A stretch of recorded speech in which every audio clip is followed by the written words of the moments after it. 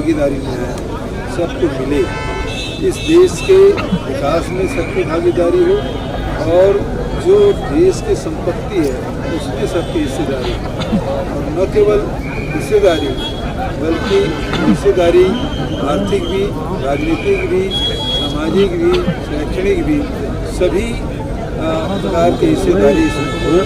और इस यात्रा को लेकर निकले हैं।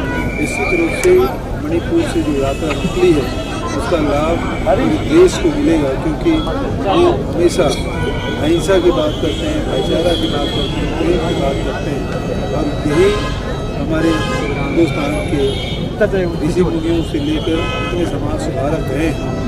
आज आधुनिक युग में भी या देश और दुनिया में भी इसी की आवश्यकता है। आज दुनिया में भी जो अहिंसा और जो तनाव दिखाई दे रहा है उसे भाईचारा प्रेम से ही समाप्त किया जा सकता है।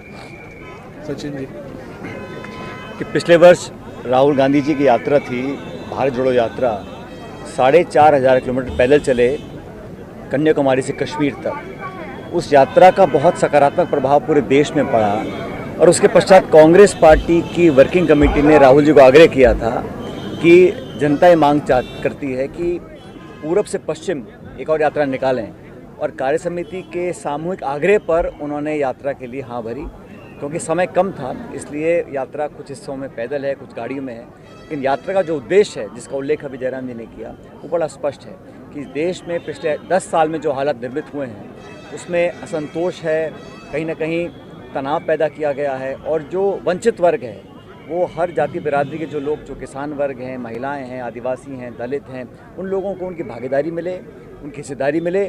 और ये जो खाई बन गई है अमीर गरीब की, 10 साल का जो आर्थिक नीतियाँ बनी हैं उसके कारण ये खाई बनी है।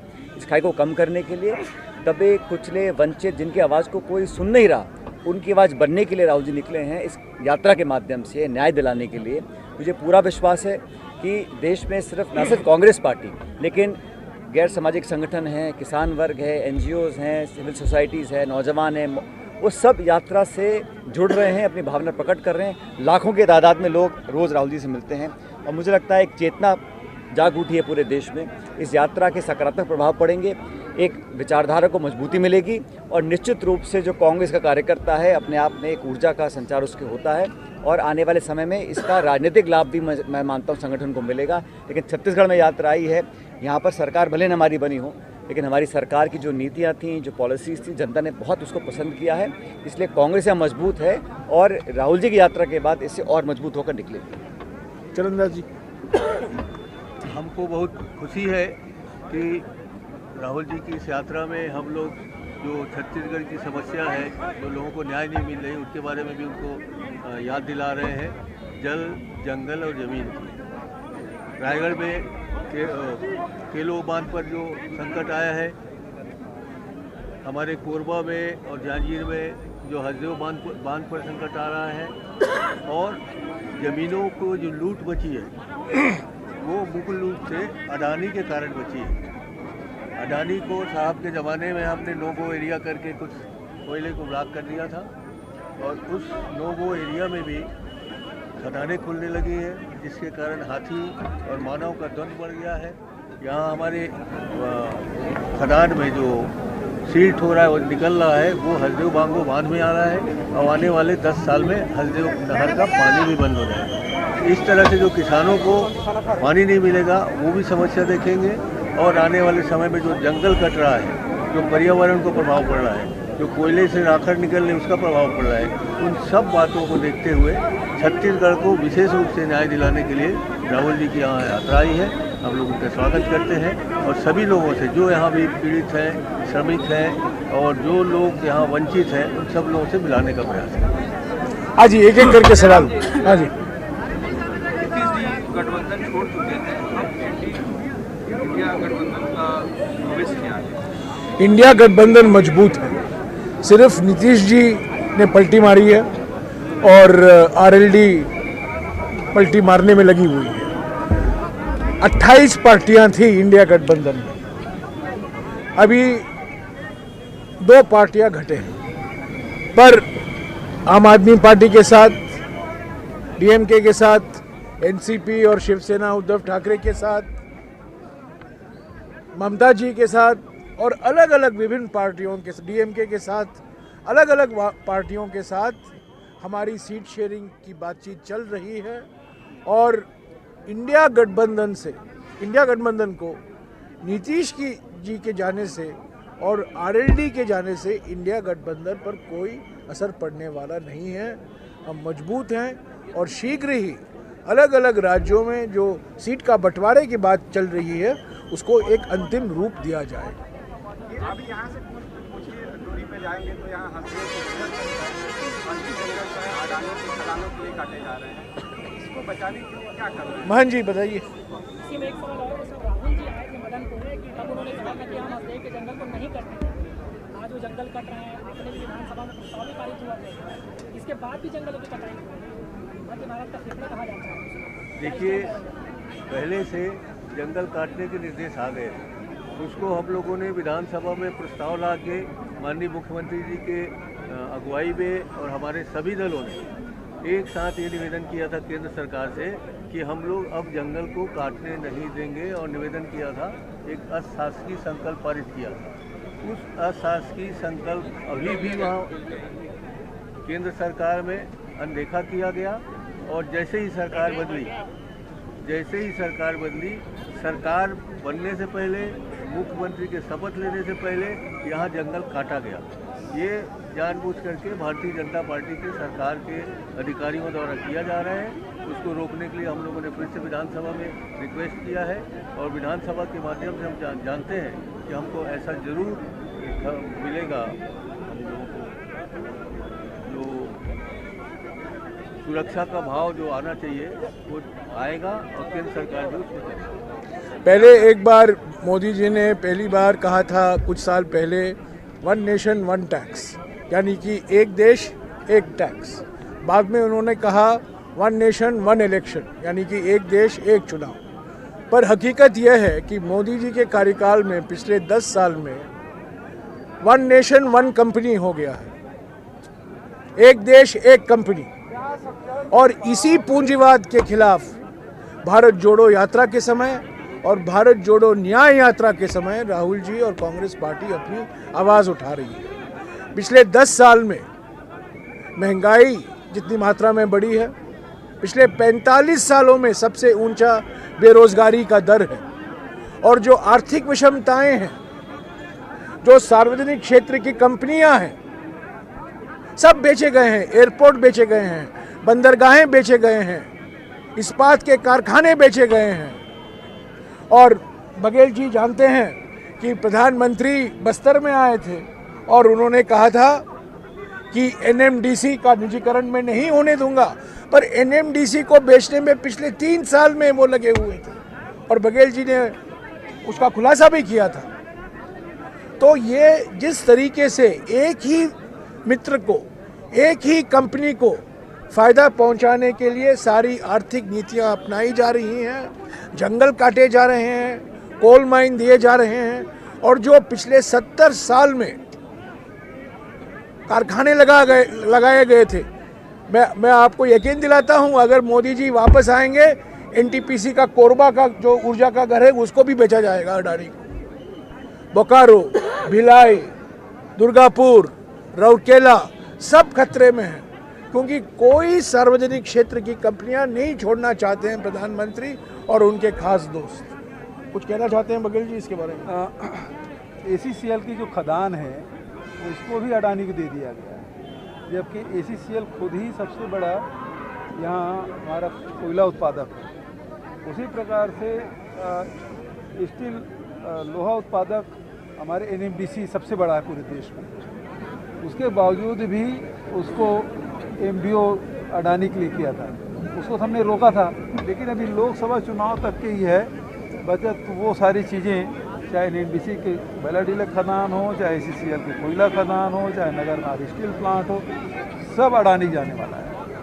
आप जानते हैं कहानी यह है कि जब भारत रत्न देने वाले थे और टाइपिस्ट ने गलती कर दी, असली टाइप करना था अडानी पर टाइप हो गया अडवाणी। सर मेरा सवाल है सर मैं न्यूज़ 24 से सर भारत जोड़ो यात्रा रायगढ़ से लेकर आप कोलपा और सरगुजा के अंचल में जा रहे हैं, ये वो इलाका है सर जो कारखानों से प्रभावित इलाका है, खनन से प्रभावित इलाका है, जल जंगल जमीन का मुद्दा है। क्या राष्ट्रीय स्तर पर इस मुद्दे को इस लोकसभा चुनाव में शामिल किया जा रहा है? क्या उस पर कोई लड़ाई आप लोग बहुत जमीनी स्तर पर लड़ने वाले हैं? झारखंड में, पश्चिम बंगाल में, उड़ीसा में और छत्तीसगढ़ में राहुल जी ने बार बार कहा है जल जंगल ज़मीन हमारी प्राथमिकता है।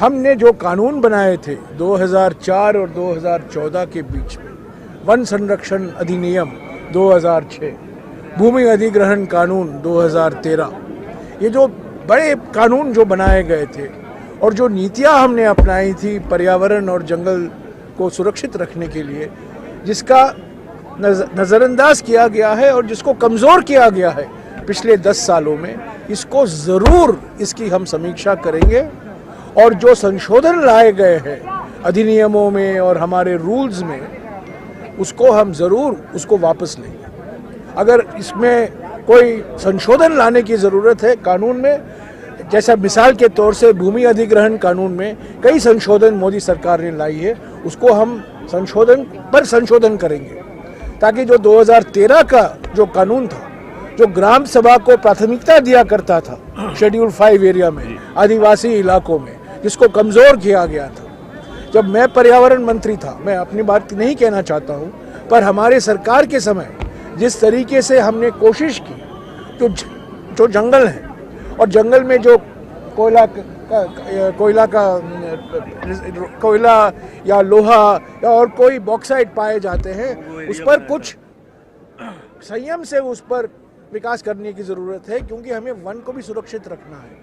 और जहाँ कहीं आदिवासी समुदाय रहते हैं, उनके व्यक्तिगत हक और सामुदायिक हक 2006 के कानून के तहत अगर वो नहीं पूरे होते हैं तो किसी कंपनी को अनुमति नहीं देनी चाहिए।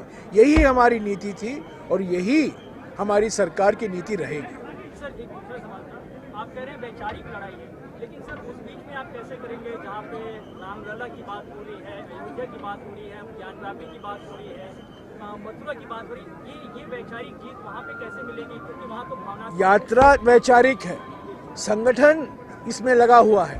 संगठन से तो हम रिस्पॉन्स तो दे रहे हैं, प्रतिक्रिया दे रहे हैं, हम जवाब तो दे रहे हैं। संगठन में कार्रवाई की जा रही है सीट शेयरिंग के ऊपर।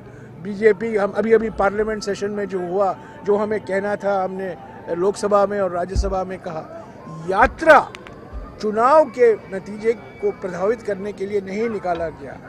पहले भारत जोड़ो यात्रा, जैसा कि सचिन जी ने कहा, और अभी भारत जोड़ो न्याय यात्रा, ये लंबी लड़ाई है हमारी, 5 साल 10 साल विचारधारा की लड़ाई है। और उस लड़ाई में पहला कदम भारत जोड़ो यात्रा था और दूसरा कदम भारत जोड़ो न्याय यात्रा है। छत्तीसगढ़ मध्य प्रदेश और राजस्थान में कहाँ क्या वजह है? छत्तीसगढ़ मध्य प्रदेश और राजस्थान का जो चुनाव हुआ, जबकि इससे पहले अच्छा माहौल दिख रहा था, क्या लगता है आपको? माहौल अच्छा था और माहौल अच्छा है। मत भूलिएगा कि हम लोगों ने जो एक सरकार, डबल इंजन सरकार थी हिमाचल प्रदेश में, वहाँ कांग्रेस जीती है। कर्नाटक में डबल इंजन सरकार थी, वहाँ कांग्रेस जीती है।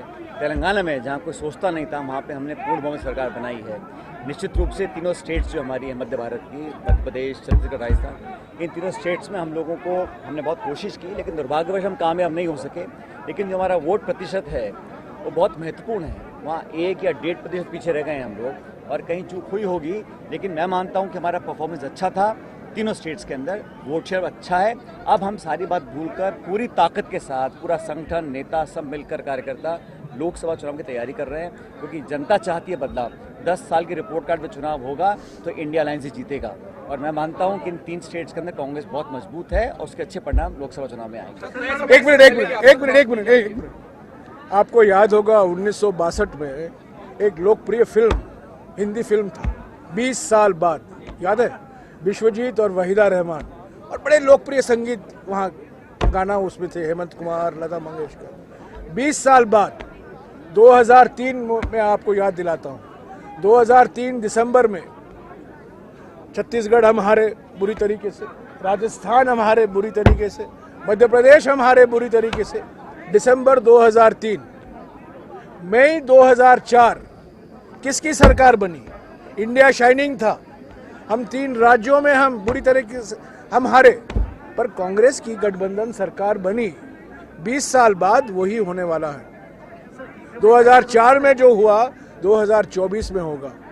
2003 में जो हुआ था इन 3 राज्यों में, हालांकि जैसा कि सचिन पायलट जी ने कहा, वोट शेयर के मुताबिक हम इतना बुरा नहीं किया, नतीजा इतना निराशाजनक नहीं है जितना लोग मानते हैं। सीट के आधार पर ज़रूर मैं मानता हूं कि हमारे अनुमान के बहुत कम था, पर 20 साल बाद वही आप नतीजा देखेंगे। इंडिया शाइनिंग, अभी तो इंडिया विश्वगुरु है, पर उसके बावजूद इन 3 राज्यों को से हारने के बावजूद आप नतीजा जब देखेंगे, चौंकाने देने वाली नतीजा। कितनी सीट सर छत्तीसगढ़ में? मैं इतना कहना चाहता हूँ, भविष्यवाणी नहीं करूँगा, लेकिन छत्तीसगढ़ के अंदर कांग्रेस पार्टी बहुत बेहतर परफॉर्म करेगी। और मैं उन लोगों में से नहीं हूँ जो खड़े होकर घोषणाएं करते हैं 100, 200, 300, 400। कार्यकर्ता हमारे साथ हैं, अच्छे परिणाम आएंगे। जितने आप उम्मीद करते हैं उससे ज़्यादा सीट हम लेकर आएंगे। हाँ जी, समय से पहले ही यात्रा नहीं, इसका कोई औपचारिक तौर से जो खबरें आई हैं मैं उसका खंडन करना चाहता हूं। कोई अंतिम निर्णय नहीं लिया गया है।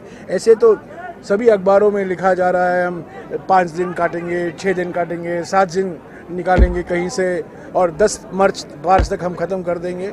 इसमें मैं औपचारिक तौर से मैं कह दूं, अभी विचार हो रहा है। अलग अलग उत्तर प्रदेश बाकी है, हम यहाँ से झारखंड जाएंगे, झारखंड से बिहार जाएंगे, बिहार से उत्तर प्रदेश जाएंगे, उत्तर प्रदेश से मध्य प्रदेश जाएंगे, मध्य प्रदेश से गुजरात और गुजरात से महाराष्ट्र। तो जब पूरा प्रोग्राम अंतिम रूप दिया जाएगा उसके बाद ही हम घोषणा करेंगे कि क्या 5 दिन पहले हम खत्म करेंगे या 20 मार्च तक हम खत्म करेंगे। अभी तक हमारा अनुमान ये रहा है कि हम मुंबई को 17 या 18 मार्च तक पहुंचेंगे। जो असेंबली इलेक्शन हुए थे उसमें बीजेपी ने बहुत इश्यूज उठाए थे कि फंडिंग यहाँ से हो रही है, फंडिंग वहाँ से हो रही है, करप्शन हो रहा है। सर आपको लगता है कि हर एक पॉलिटिकल पार्टीज को इन फ्यूचर अपनी फंडिंग पब्लिक करनी चाहिए कि कहाँ से पैसा आता है? फंडिंग की पूरी पारदर्शिता के पक्ष में है। कांग्रेस पार्टी हमेशा ये कह रही है कि राजनीतिक फंडिंग के बारे में 100% पारदर्शिता होना जरूरी है। पर मोदी सरकार ने क्या किया है, ये इलेक्टरल बॉन्ड स्कीम जो है ये पारदर्शिता का विरोध करता है। ये बिल्कुल इसमें कोई पारदर्शिता नहीं है। तो हम और हमारा जो क्राउड फंडिंग हमने शुरू किया है, पिछले 1.5 महीने से हम क्राउड फंडिंग कर रहे हैं, इस पारदर्शिता के रास्ते में एक वो महत्वपूर्ण कदम है। सर लोकसभा चुनाव में कांग्रेस गठबंधन का चेहरा राहुल गांधी, कांग्रेस गठबंधन का चेहरा राहुल गांधी चुनाव में चेहरा कांग्रेस पार्टी का ये है। हम चुनाव में जाते हैं, हमारे देश में चुनाव व्यक्तियों के बीच में नहीं होते। हमारे देश में, माफ़ कीजिएगा मैं एक शब्द इस्तेमाल करता हूं, बुरा मत मानिए, ब्यूटी कॉन्टेस्ट नहीं होता, सुंदरता की प्रतियोगिता नहीं है। पार्टियों के बीच में लड़ा जाता है, दलों के बीच में लड़ा जाता है, विचारधारा के आधार पर, घोषणा पत्र के आधार पर, चुनावी प्रचार के आधार पर। तो मैं कौन बनेगा प्रधानमंत्री, कौन बनेगा मुख्यमंत्री, ये सवाल नहीं है। किसकी सरकार बनेगी, किस राजनीतिक पार्टी को जनादेश मिलेगा, वो असली सवाल है। तो हमारा सिस्टम अमेरिकन सिस्टम नहीं है। हमारा लोकतंत्र जो है संसदीय लोकतंत्र है, अब तक वही रहा है और ऐसा ही रहना चाहिए। Okay, thank you. न्याय का हक मिलने तक।